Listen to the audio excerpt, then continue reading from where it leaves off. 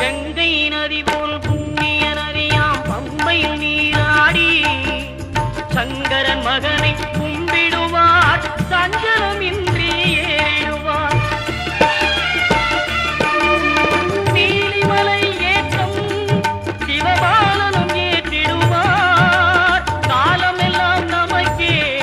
அருள்காவலராயிருப்பார் தேகபலம் தா பாதபலம் தா தேகபலம் தா பாதபலம் தா தேகபலம் தா